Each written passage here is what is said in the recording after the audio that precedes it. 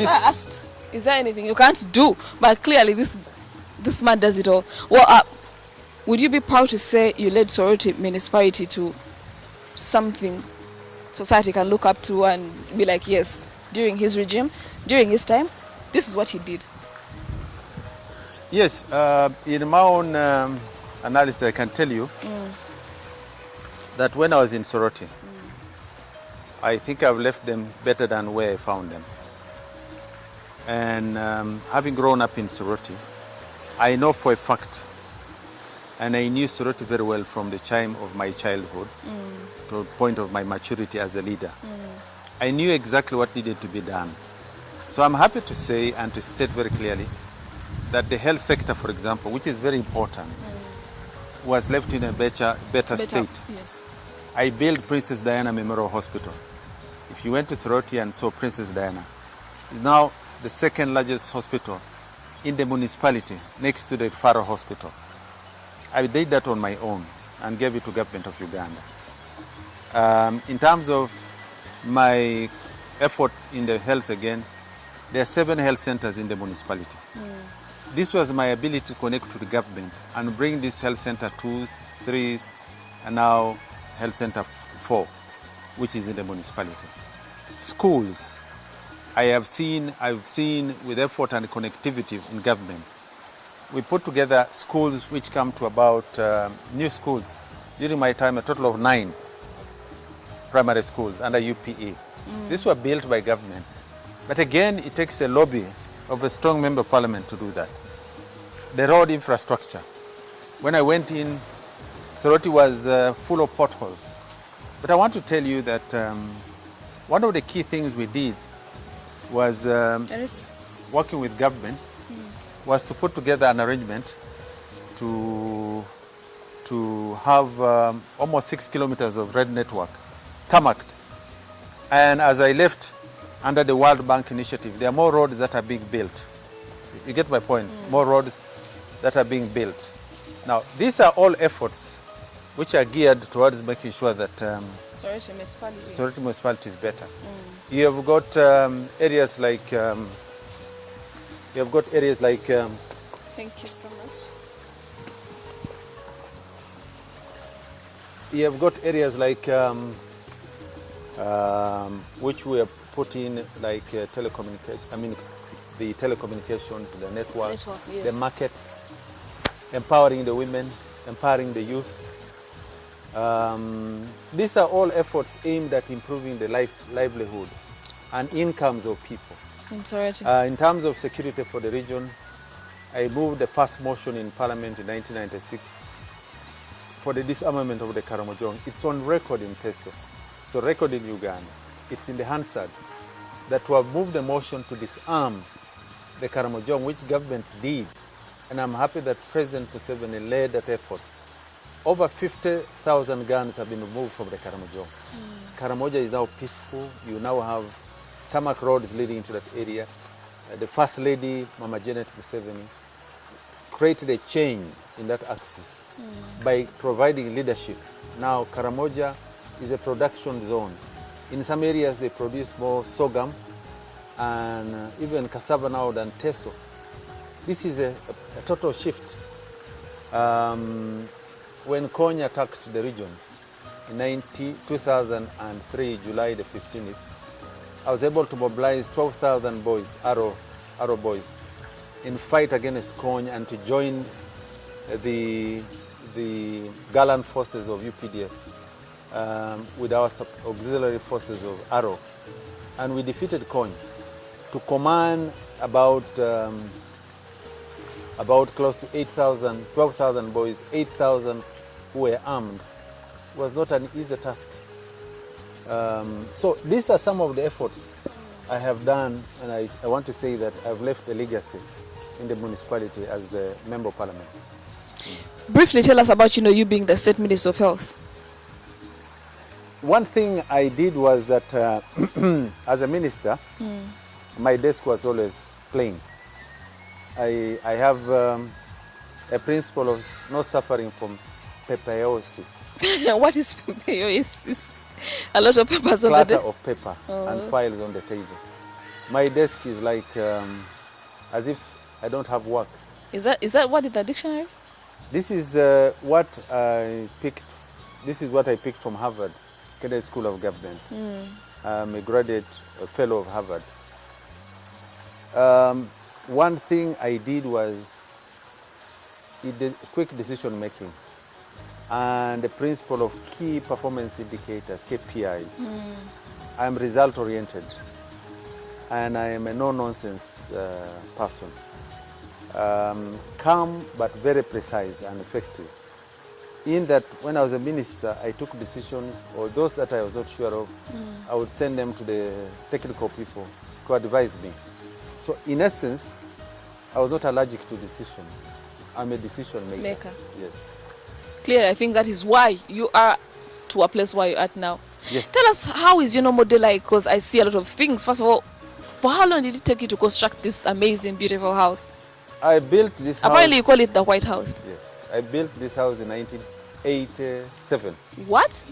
I was still very young. 1997 or 1980? 87. Jesus.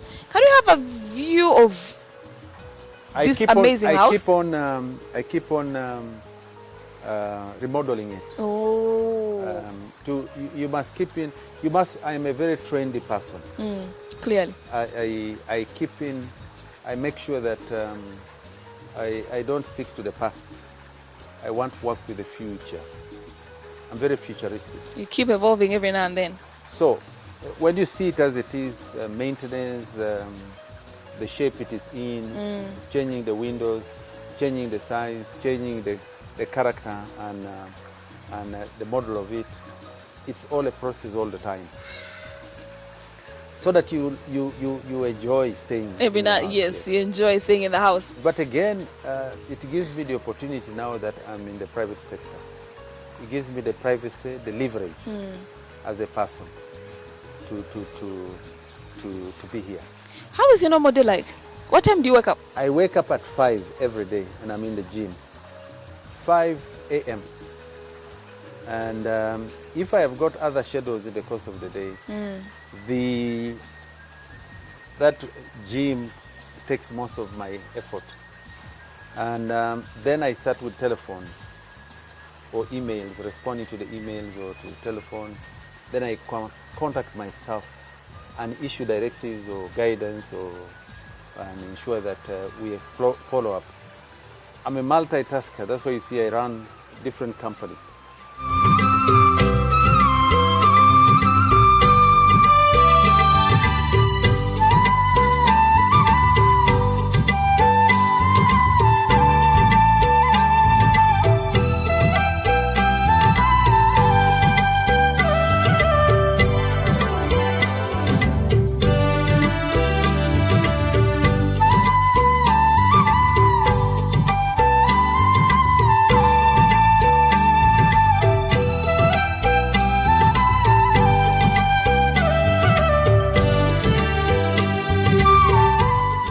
Well, people have been able to maintain their lives, to maintain their status, to maintain their whole self because they hit the gym every single time. Well, Captain Mukula, this comes easy for him because he has a private gym, you guys. He has a private gym. Yes, right about now, I'm getting into his private gym to also muscle up, also get fit for my job.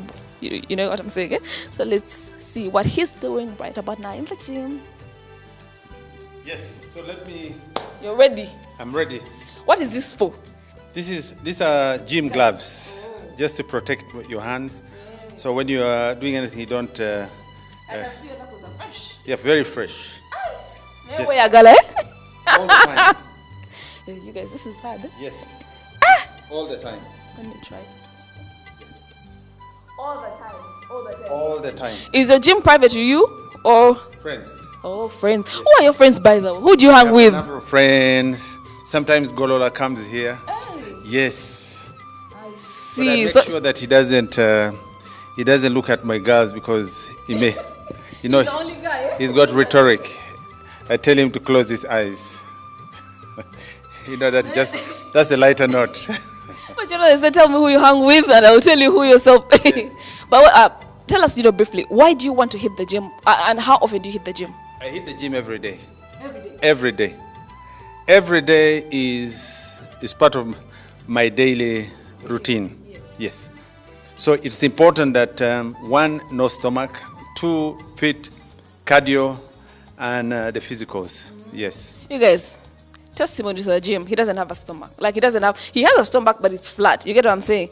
And it's a shaming for a girl to have a stomach when the guy doesn't have a stomach. But well, take us through, the things you do in the gym. Let me go through this power cage. This is a power cage. The power cage has got, when I sit like this, okay? It's got weights behind. All I do is bring this to my chest. 1, 2, this is a power chest. It's for building the... It's a Trojan machine. For the chest? Yes. It's a Trojan machine for the chest. And all it does my biceps. It does my arms. It does my chest. It does my heart. It does my lungs. It does blood circulation and all this. So all this is okay. This is just part of it. Okay? This is the wider grip. Now this is a close grip. Now I can bring this. It must always come close to my chest and slowly, so that you can feel it up the whole entire body. You feel it. You feel it. This is a close grip. You feel it. Its functions are actually multiple. They're working on the muscles, working on the chest. They work on the chest, your heart at the same time. And this is all part of what it is. It has also got this. What you call the... This is what you call the... Is what you call the power pump. Okay? This also what does the pumping. Okay? You can do it when you are seated. You can also do it when you're standing.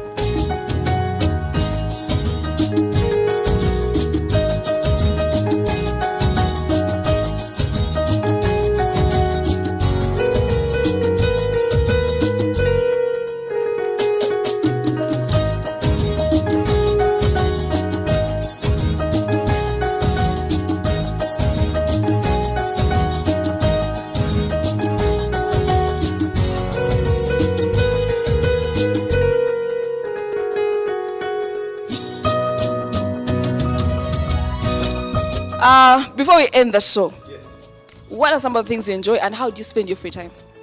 Well, I like listening to music. I like watching movies. I like dining out. And I also like most of the time being with my friends and family. I pray. I'm a prayer warrior. Yes. I don't go to bars, but I also love dancing. So sometimes when I have time, can go into Governor. Yes. Captain, my eyes. We are still fighting with Captain, but we're coming to the end of the show, you guys. Lastly, Yes. give a word of sound of advice, warning to the youth who are lazy, involved in thuggery, drugs, and other things. Because I believe you didn't have a background, but you made it in life. Like, that shouldn't be an excuse. So give a word or two to them. To the young people, my position is very clear. I have come up from a very humble beginning, very poor, no money. I look for a job, not for 1 year, not for 3 years, for many years. But eventually, I was able to make through it. There are people who helped to mentor me, people who guided me. Now you have got people who can help mentor you. My advice is that don't give up. Don't go into alcohol. Avoid cigarette, avoid drugs. Avoid getting into cocaine, into some of these marijuana drugs, illegal drugs, that will destroy your life and you'll have a very low life expectancy. Number 2, peer groups, the groups that will influence you negatively, will destroy you. Number 3, avoid HIV and AIDS. If you have, use the simple approach, ABC, abstinence, being faithful, or use condoms. If you must, use condoms. Because if you don't use condoms, you'll have what you call unwanted pregnancies. And for the boys, you'll get HIV and AIDS. Africa has lost thousands and millions of people to HIV and AIDS. The only way you can do that is avoid HIV and AIDS. A, B, C. The other point is very important. Read. Read. Read. 1 degree is no longer enough. If you can and if you must struggle, you can go to school while at the same time working. But always strive to climb higher.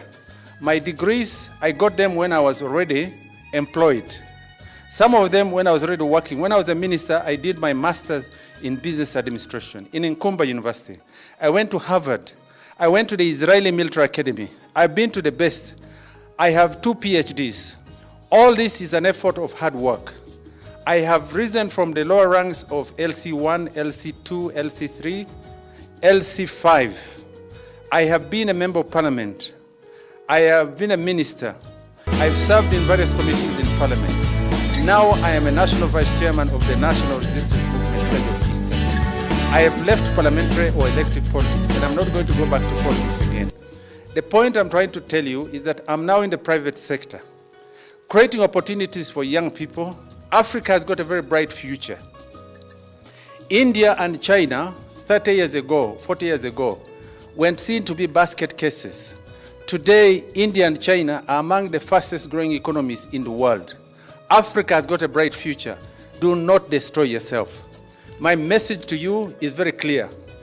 Do not engage in negativity. Have a positive attitude. Learn to forgive and move on. The future is very bright, and I encourage you, and I know you'll make it. Work hard, and always watch Salt TV. Salt TV will always give you more and more information. God be with you, and God bless you.